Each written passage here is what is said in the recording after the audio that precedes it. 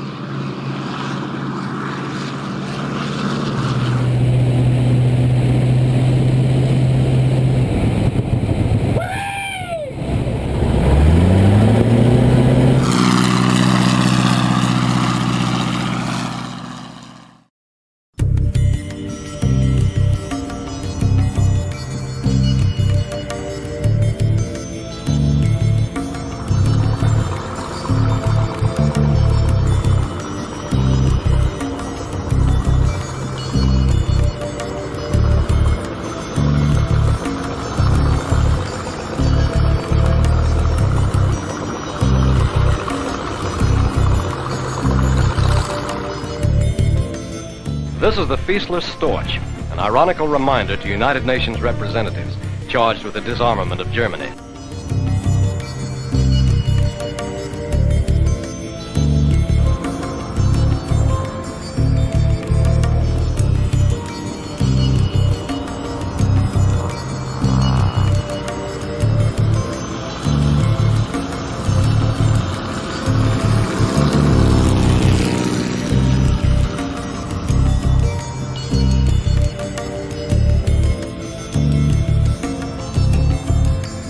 The fabric-covered Storch was developed during peacetime, but was later modified, armed with a .30 caliber machine gun, and became the most widely used observation and liaison plane in the German Air Force.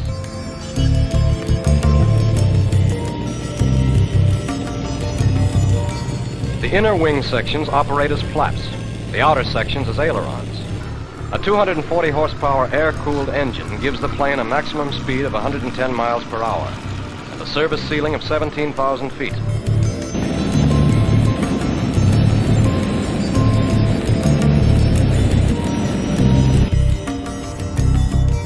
The plane is larger, more complex, more heavily powered than comparable Allied types, but flight tests reveal that lower speeds and higher fuel consumption make the Storch operationally inferior to the American L-5.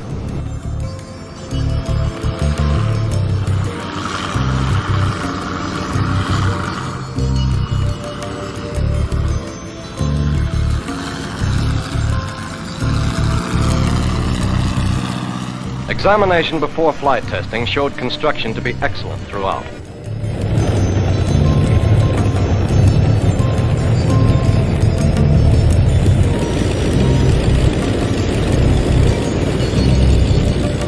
The exceptionally rugged fixed landing gear permits rough takeoffs and heavy landings.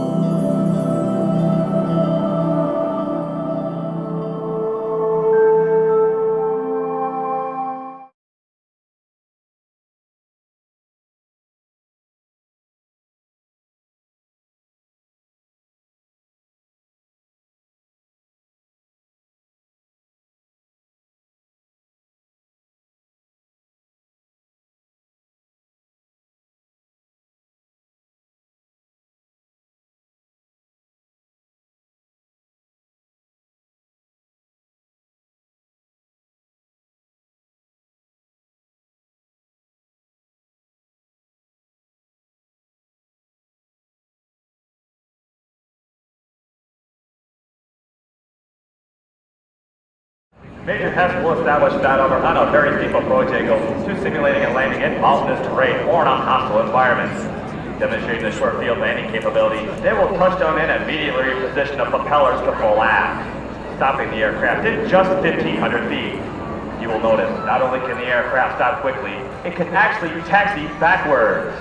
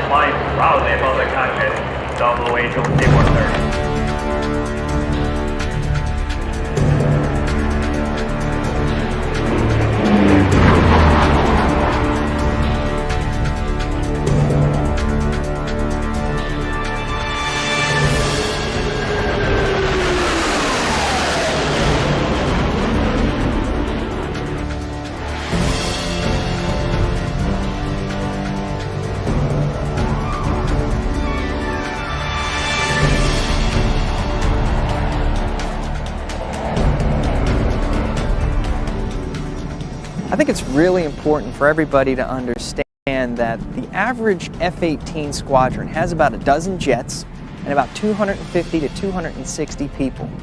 The Blue Angels have about a dozen jets, but we also have a C-130. We have 110 people.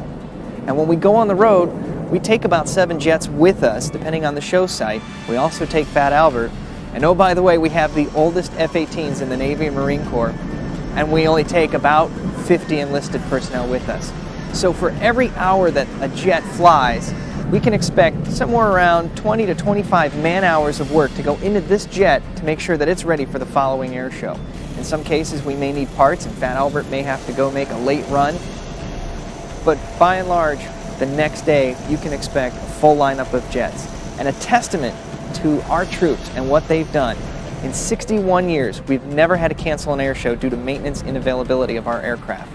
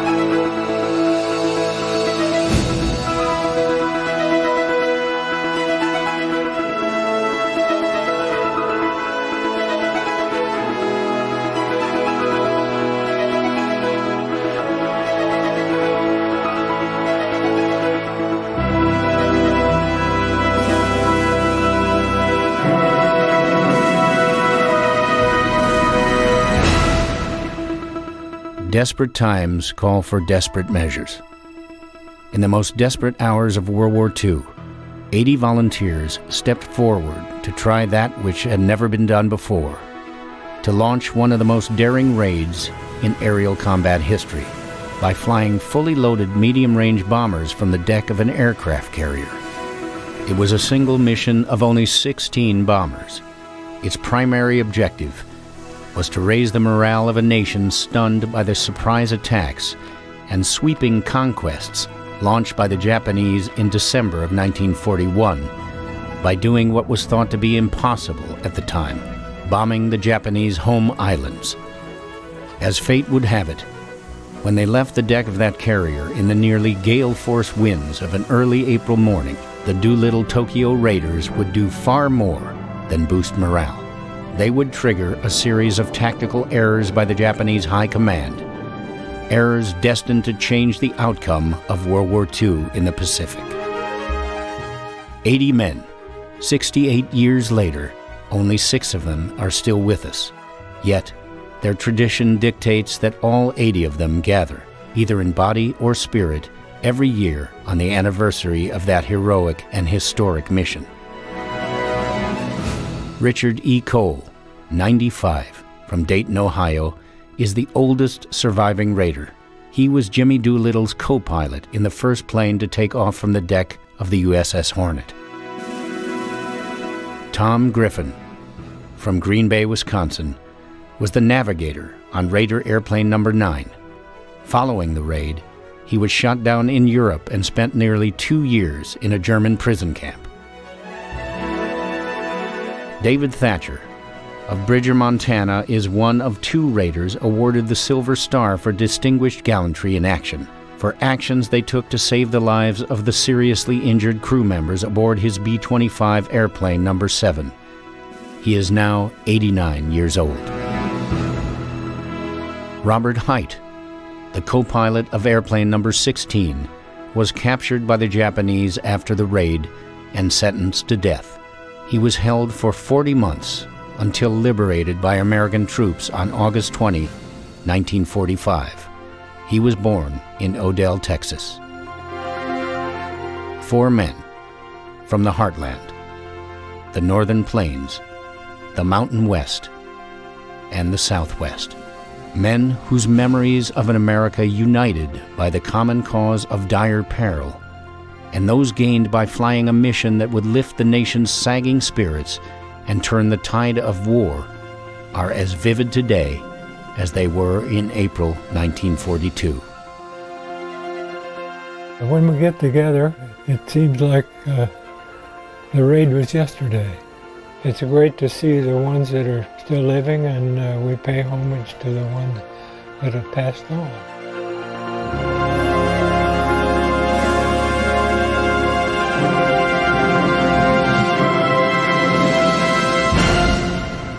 I'm Gary Sinise, and this is Missions That Changed the War.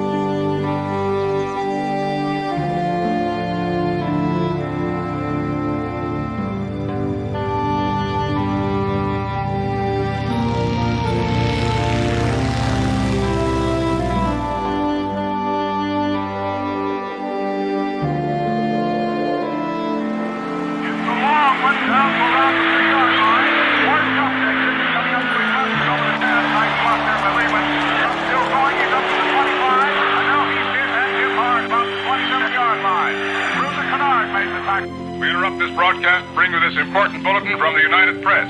Flash, Washington. The White House announces Japanese attack on Pearl Harbor.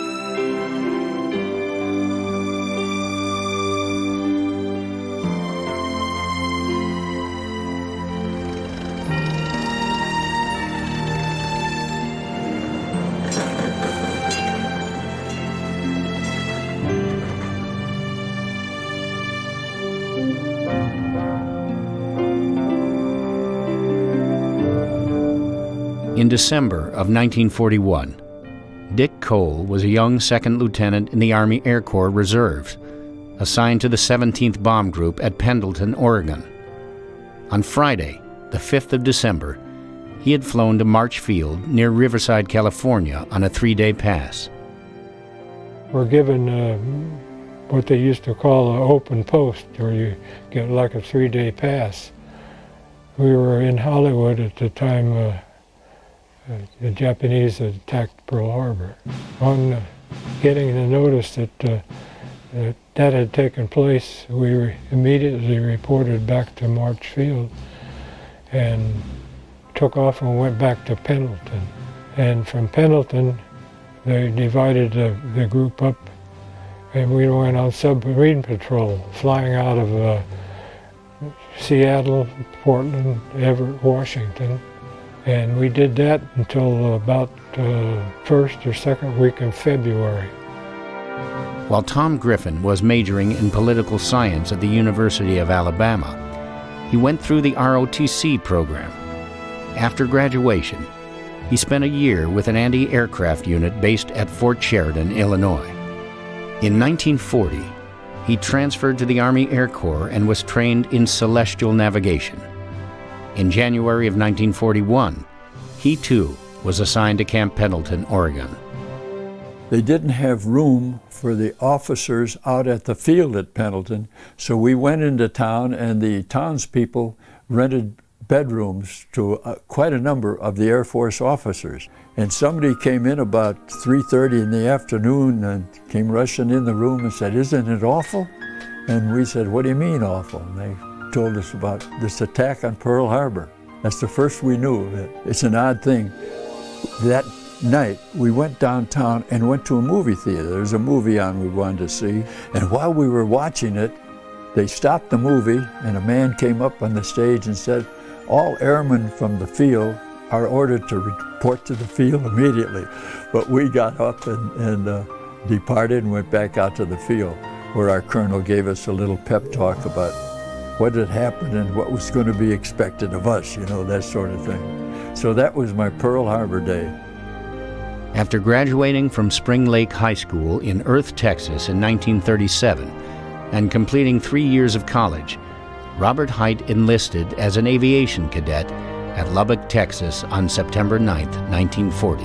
He got his pilot's wings on May 29, 1941. He too was assigned to the 17th Bomb Group at Pendleton when Pearl Harbor was attacked. David Thatcher was 19 years old when he went from his father's dairy farm in Billings, Montana, to Missoula to enlist in the U.S. Army because he wanted to get away from dairy for a while. He was in airplane mechanics school in Lincoln, Nebraska on December 7th, 1941. There was 20 picked from the 17th group, 5 from each of the 4 squadrons that went there to go to airplane mechanics school. So some of us were in the movie then. That was Sunday, so when they came out of the movie in the afternoon, we heard it had been bombed. No one expected something like that. The December 7th, 1941 was a Sunday. And Sundays in flying school, when I was in advanced flying training at Victoria, Texas, 3 or 4 of us decided to go downtown Victoria and have lunch down there instead of eating in the mess hall. The base we were on was brand new. We had the BOQs were primitive, and the mess hall was not in good shape, and so we took the chance to go and get a nice lunch downtown. Well, one of the fellas had a car, and we were allowed to have them by that time in our training. If you were about to graduate, you could buy a car if you had the money to do it. And he had a radio in it. which I'd never seen before in an automobile. And we were riding around, getting back to the base, and the thing said that there was something had happened in Hawaii. And we just shrugged our shoulders. We didn't know what it was. And we never really didn't know much about Hawaii.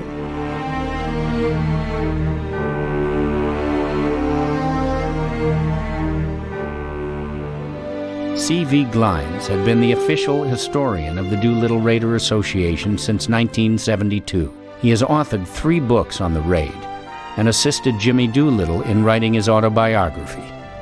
He was also a World War II Army Air Corps pilot. Next morning, on Monday morning, and we all went to the base for our flying training, and always there was a notice for each of our flights as to what the flying was going to be today. And the instructor had formation flying, gunnery, and he said in big letters he had written on the bottom of it, "There's a war on, get on the ball, follow me." Well, that's, that was about the norm. That was the announcement that we got, that there was a war on. We were on wartime. Well, our job was to follow him, and that's what we did. That day we went down to the gunnery range, we did our gunnery, and then instead of coming back to Victoria, he headed out to the Caribbean. And while I was sitting there flying my formation, it was 6-ship formation, and I wondered why we're going out of the Gulf here. We're not supposed to go into the Gulf. We don't have life jackets or anything. We followed him briefly, of course, and he finally made a turn and went back to Victoria. When we got on the ground, one of them had the nerve to ask us, "Sir, were we lost after gunnery at Matagorda Island?" And he said, "We were supposed to look for submarines." And he went, and that, I think we thought he was kidding. And we really didn't understand what was going on. But we kept on with our training. That's all we were supposed to do.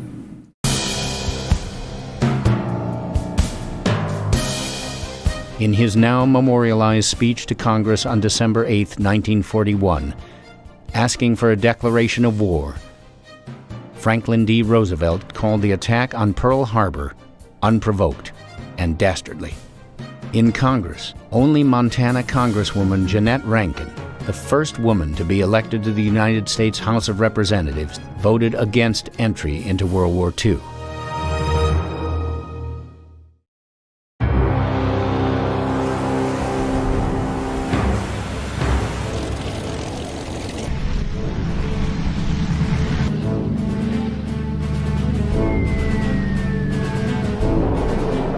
Treachery and success of the Pearl Harbor attack on December 7, 1941, wasn't the only bad news Americans had to process.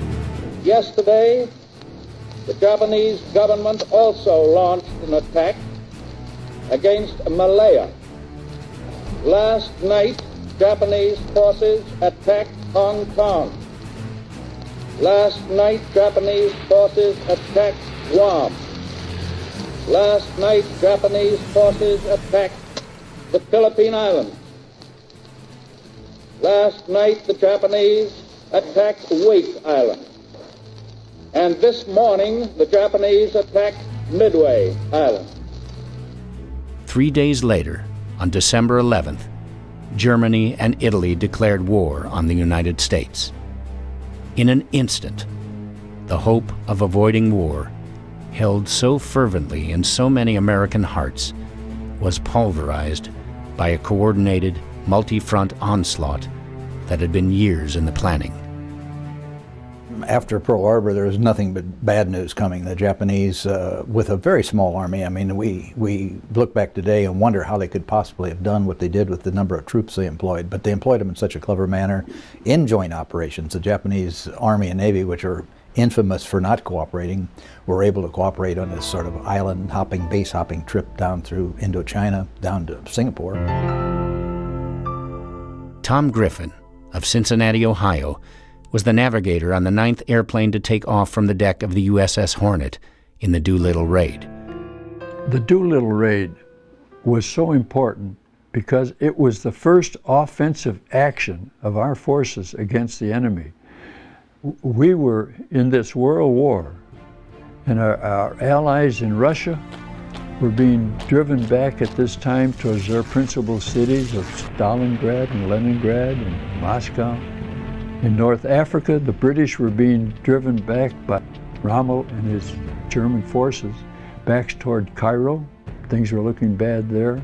In the Atlantic Ocean, German submarines were sinking our shipping wholesale. We didn't have the organization at that time to go after them successfully. We were losing all kinds of shipping. In the Pacific, after the Japanese attack on Pearl Harbor, they went from one victory to another.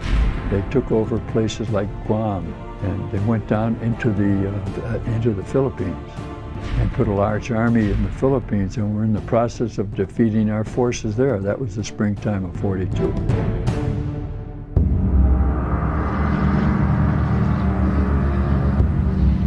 On December 7, 1941, a complete sense of betrayal consumed millions of Americans who had been arguing and demonstrating against America's entry into wars in either Europe or the Pacific. Many prominent Americans, such as aviation hero Charles Lindbergh, General Robert E. Wood of Sears Roebuck, Frank Lloyd Wright, Robert R. McCormick of the Chicago Tribune, and even future Presidents John F. Kennedy and Gerald Ford became active in organizations such as the America First Committee that strongly advocated America's neutrality. We cannot allow the natural passions and prejudices of other peoples to lead our country to destruction. The Roosevelt administration is the third powerful group which has been carrying this country toward war. The undeclared acts of war perpetrated by Japan on the 7th and 8th of December, 1941, brought the isolationist movement in the United States to a swift and bitter end. 4 days after the Pearl Harbor attack, the America First Committee dissolved itself. Virtually overnight, America found itself at war on two fronts. No one was more determined to strike back at Japan than President Roosevelt.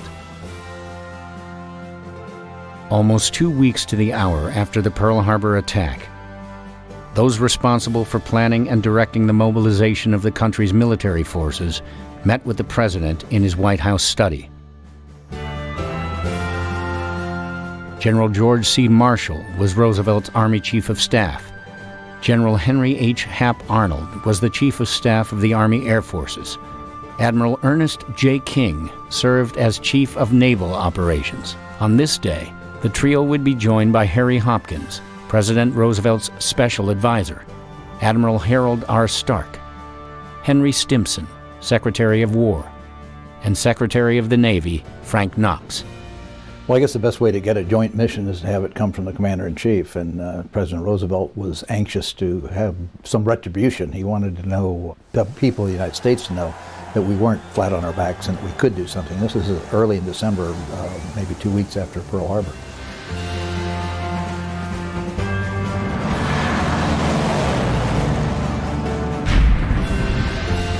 Roosevelt emphasized that he wanted a bombing raid on the home islands of Japan as soon as possible. This request, repeated over and over again in the weeks following, was transmitted to the respective staffs of Marshall, King, and Arnold each time they returned to their offices. The biggest obstacle to a retaliatory bombing mission was that no working Allied air base was close enough to Japan to allow even our longest-range bombers to get there. Ironically, the flash of insight that led to the Doolittle raid did not come from an aviator, but a Navy submariner. Captain Francis Lowe, the operations officer on the staff of Admiral Ernest J. King, on a trip to the Naval Yard at Norfolk, Virginia, noticed that the Army Air Corps twin-engine bombers were making passes over an aircraft carrier's silhouette, which had been painted on the runway. In a rare interview following the war, Lowe gave his account of what he saw. I had occasion to fly from Washington to Norfolk to look into the readiness of one of our new carriers. And as we took off from the airstrip to return to Washington and was circling to gain altitude, I noticed down below me the outline of a carrier deck. This was not unusual because we had them painted on many landing fields so that young aviators who were going to carriers would learn how small such a deck was. But also making passes or appearing to make passes over this carrier deck were some twin-engine bombers that looked like B-25s or B-26s. Here was born, I would say, the concept of the raid. One might call it fortuitous association, because I never would have thought of it had I not seen the bombers passing over the carrier deck. Admiral King had been using the USS Vixen, a gunboat moored at the Washington shipyard, as his flagship and second office. Several of his staff were working and living aboard the ship. On the evening of January 10, 1942, after King had retired to his cabin, Lowe decided to share his fortuitous association. King reportedly had a stern demeanor and was not easily approachable. Lowe was not an aviator. He did not know how the admiral would receive his idea. Lowe told King that though Navy fighters had an operating radius of only 300 miles off an aircraft carrier, in Norfolk he had observed twin-engine Army bombers, which had a much greater range, practicing over the carrier profile on the runway. What if they could actually operate off a carrier? What if the Navy could give the long-range Army Air Corps bombers a ride within range of the Japanese home islands, setting them up for a sea-based strike? On January 10, 1942, while Francis Lowe was sharing his ideas with Admiral King in Washington, D.C., Tom Griffin, Dick Cole, David Thatcher, Robert Hite, and the rest of the 17th Bombardment Group were flying out of Tacoma, Washington and Portland, Oregon, patrolling for threats to the west coast of the United States.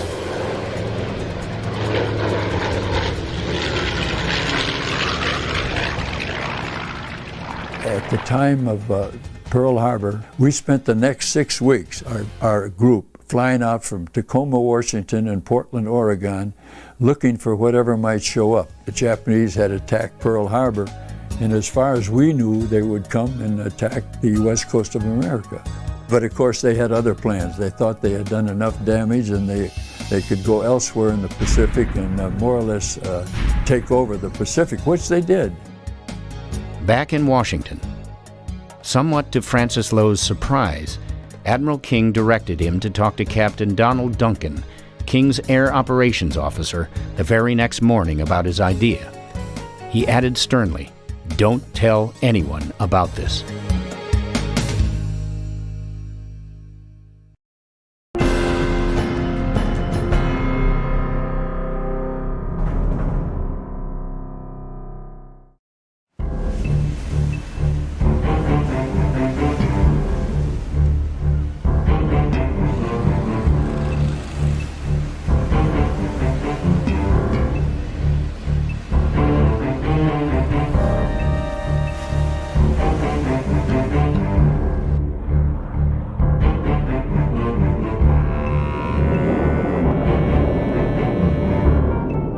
In the wake of the attack on Pearl Harbor, President Roosevelt pressed the U.S. military for a plan to strike back against the Japanese homeland.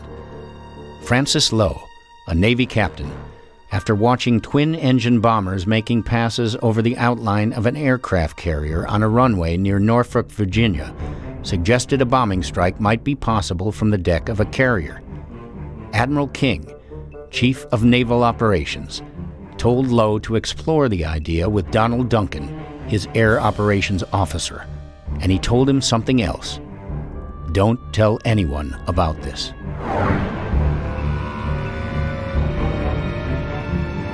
Lowe had two pertinent questions for Duncan.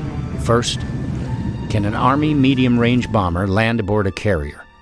Second, can a land-based bomber, loaded with bombs and crew, take off from a carrier deck? The answer to the first question was a quick no. The risk of landing airplanes that size on a carrier was too high, but even if it were possible, the elevator would not be able to get the bombers below decks to make room for other landings. But a carrier takeoff? That was another matter. In this rare archival footage, Duncan recalls being contacted by Lowe. When Captain Lowe, the operations officer on Admiral King's staff, told me that he and the Admiral had been discussing the possibility of launching Army bombers from carrier decks to hit Japan, and told me that the Admiral wanted me to investigate it and write up a concept of operations.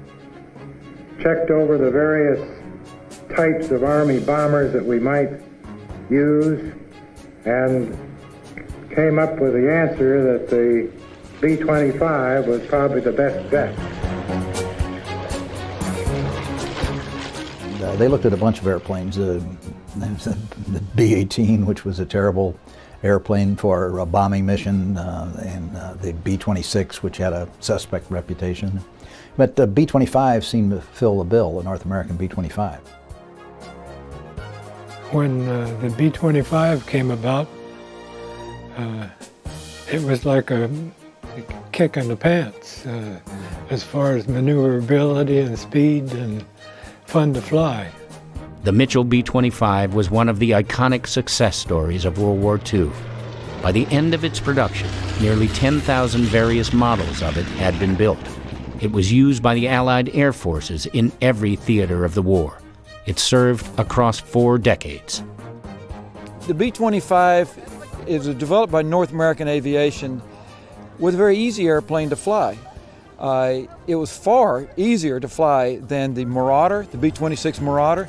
Had a much lower wing loading, and with the lower wing load it could get off in shorter distances. The Marauder needed much longer runways, had to land at a lot faster airspeeds.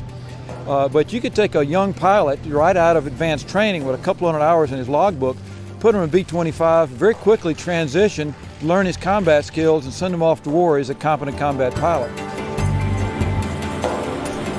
The B-25, properly modified, could carry 2,000 pounds of bombs and make a 2,000-mile flight if extra gas tanks were installed. Normally, it would take at least 1,200 feet of runway with that kind of load.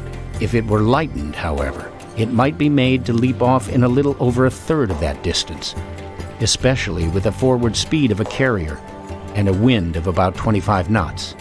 Lowe and Duncan knew a test would be required. Under normal circumstances, such a test flight would not be difficult to conduct. But these were not normal circumstances. Both men had Admiral King's words ringing in their ears. Don't mention this to another soul. On January 31st, 1942, Captain Duncan flew to Norfolk. The USS Hornet, the Navy's newest aircraft carrier, was due there to be readied for her first mission. He went aboard the Hornet the afternoon of February 1st and explained the test to Mark A. Mitcher, the Hornet's skipper. Duncan had made arrangement with Hap Arnold's office to have 3 B-25s waiting when the carrier arrived. The Army Air Corps chose Lieutenant John Fitzgerald to head the test cruise. He was a 1940 graduate of the Advanced Flying School, with over 400 hours in B-25s. In Norfolk, Fitzgerald and his fellow pilots made several practice runs at an auxiliary airfield before going aboard the carrier.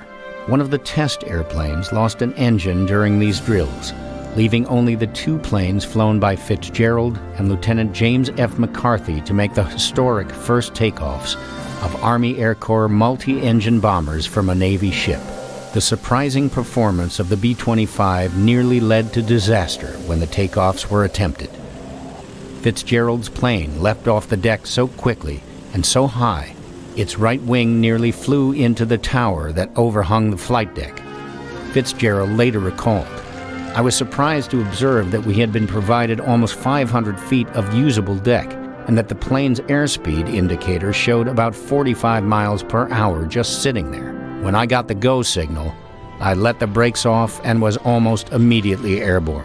One thing that worried me, though, was the projection of the island out over the flight deck. The wing of my plane rose so rapidly that I thought I was going to strike this projection. I pushed the control column forward, and the wing just barely passed underneath. I climbed and circled back to watch Lieutenant McCarthy take off."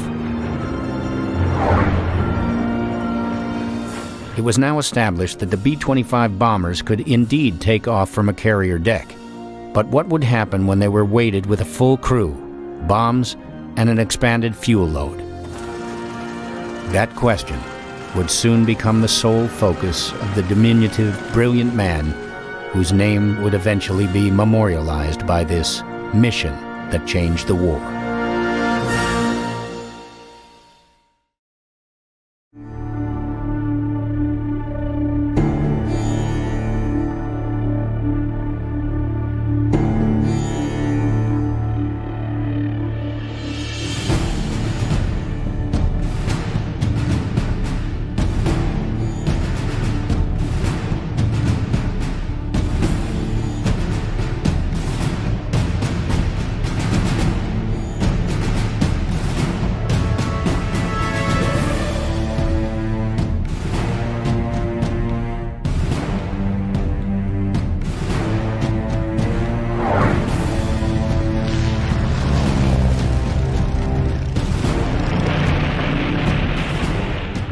Immediately following the attack on the U.S. fleet at Pearl Harbor, Hawaii, President Franklin D. Roosevelt began pressing his military leadership for a plan to conduct a retaliatory airstrike against the Japanese homelands.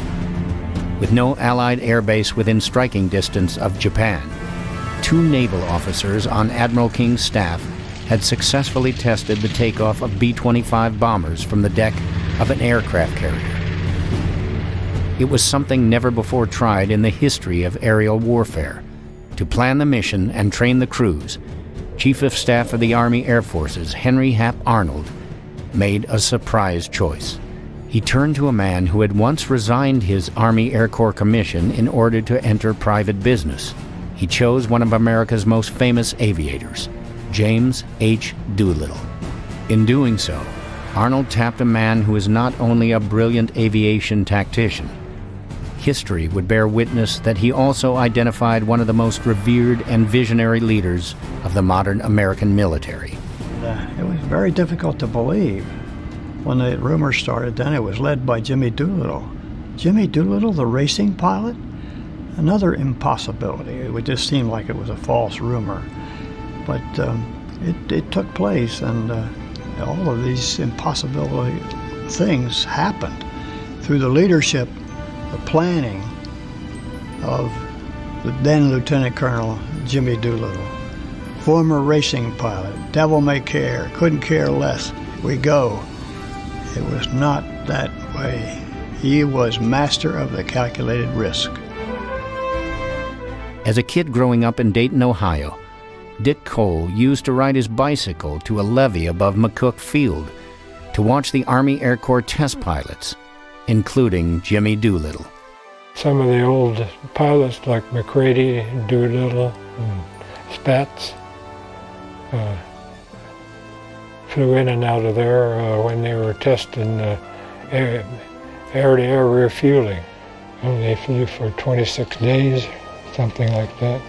But anyway, that was one of the pastimes that I had when I was a kid. For something like this, there's an element of show in it. There's an element of innovation, and they selected the guy who could combine leadership and innovation and great flying characteristics in Jimmy Doolittle. And oddly enough, sort of on the outs, Jimmy Doolittle at the time had rejoined the Air Force, but he had gotten out because after, I think it was 11 years as a first lieutenant, he decided he had to make some money for his family and got out during the 30s. And to the hardcore who had stayed in, including General Arnold, that wasn't the thing to do. You know, he was sort of not in the best favor at the time. James Harold Doolittle was born in Alameda, California on December 14th, 1896. His father was a carpenter who went to Alaska in search of gold. After joining his father in Nome, at age 11, Doolittle moved with his mother to Los Angeles. In 1917, at the age of 21, Doolittle, who had had a brief career as a professional boxer, enlisted in the Army Signal Enlisted Reserve Corps to train as a pilot. He was quickly promoted to lieutenant. He served in the Army Air Corps from 1917 to 1930, when he became a major in the Army Air Corps Reserves. Flying was Jimmy Doolittle's passion. In 1922, he made the first cross-country crossing in under 24 hours.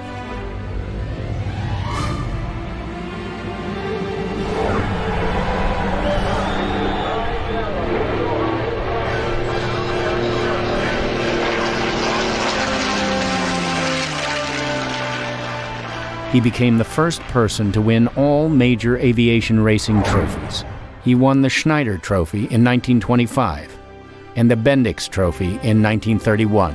In 1932, he won the Thompson Trophy, flying a closed-course race in Cleveland, an average of 252 miles per hour in the GB-R1 Racer.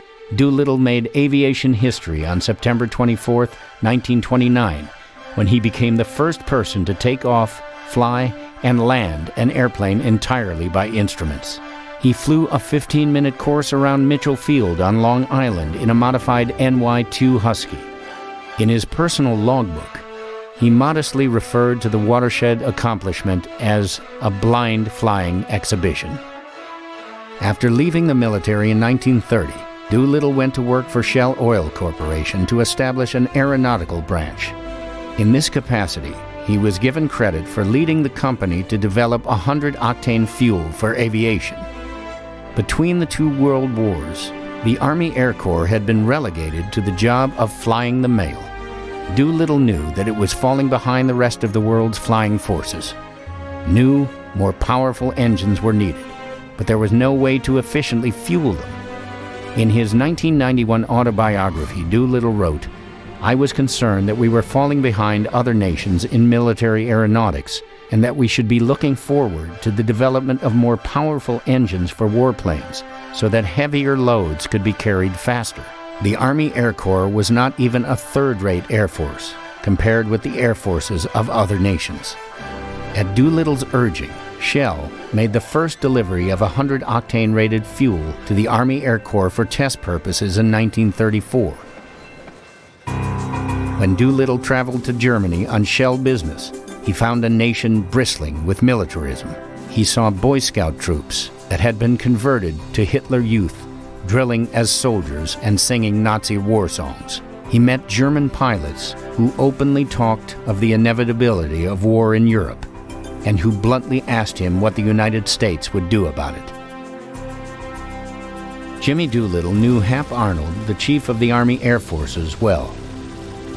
Arnold had been his commanding officer at Rockwell Field near San Diego following World War I. Doolittle visited Arnold and told him he believed that America's involvement in the war in Europe was inevitable. September 1st, 1939, 2 weeks after Doolittle's conversation with Arnold, the Germans marched into Poland and 1,400 Luftwaffe planes bombed and strafed a stunned population. In May of 1940, the German blitzkrieg extended into the Netherlands, Belgium, and France. On the 16th of May, in a speech before Congress, President Roosevelt called for a program that would eventually produce at least 50,000 airplanes a year. A little over 2 weeks after that, on June 4th, 1940, Ira Aker, General Arnold's executive officer, wrote Jimmy Doolittle asking him to return to active duty on July 1st.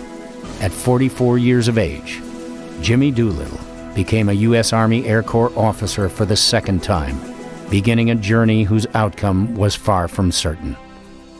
Jimmy Doolittle was a tremendous man, a big man in a little man's body, you might say. Very intelligent, never seemed to have any element of fear in his makeup whatsoever. You know, he had occasion to fly the wings off of 2 planes he had to bail out of in the 1920s, those old crates. And then, of course, over China, he bailed out again. And we thought, boy, that old man, 46 years old, bailed out of aircraft. But he knew no fear, and he was just an outstanding leader in every respect. Well, I think people don't realize that Jimmy Doolittle had a doctorate from MIT that he had earned, Doctor of Science degree in aeronautical engineering. This man was an educated individual. He had a master's, a bachelor's, a master's, and then a doctorate. Everybody knew who General Doolittle was, that he was one of the famous pilots, and he was going to be the leader of our raid. So everybody in our outfit volunteered to go with Jimmy Doolittle. Doolittle re-entered the Air Corps as a major. His initial assignments seemed to be directly related to President Roosevelt's goal to make the United States the arsenal of democracy. Hap Arnold knew that Doolittle's technical knowledge and industrial experience uniquely qualified him to play a key role in the conversion of domestic manufacturing to wartime production. Captains Lowe and Duncan brought the concept of the raid to Hap Arnold on January 17th. The general immediately sent for Jimmy Doolittle. He began with a single question: what airplane have we got that could take off in 500 feet with a 2,000-pound bomb load and fly 2,000 miles? A day later, Doolittle independently arrived at the same conclusion as had Lowe and Duncan. The B-25 was the only alternative. Arnold briefed Doolittle on the concept of the raid and added, "Jim, I need someone to take this project over, get the planes modified, and train the crews." On January 2nd, 1942, Japan captured Manila in the Philippines. On January 12th, Japan invaded Burma. On January 20th, Germany held the Wannsee Conference in a Berlin suburb to find a final solution for the Jews. On January 25th, Japan invaded the Solomons. In the 13th century, Mongolian invaders were driven back from Japan, not by defenses, but by the Japanese typhoon season. Since that time, the militarists in Japan had told the people that a kamikaze, or divine wind, protected their nation. As the Japanese swept through the Pacific with frightening speed, this long-held belief in a national invincibility and the invulnerability of the home islands was mightily reinforced. What the Japanese High Command did not know was, a half a world away, an aeronautical genius with a gift for leadership, and 80 brave souls who had come under his command had a bold plan to shatter that facade. In doing so, they would receive a life-saving lift from a divine wind of their own, a lift that would allow them to complete a mission that changed the war. When they announced that they wanted volunteers, the whole group volunteered, including the group commander. And everybody in the 17th bomb, we were in the 17th bomb group, wanted to go with Jimmy Doolittle. Originally, we were supposed to take off in the evening, bomb Japan at night, and be over, reach China the next morning. But it didn't turn out that way. You don't take off on a mission like this without a light at the end of the tunnel. We all thought that somehow we'd get out of it.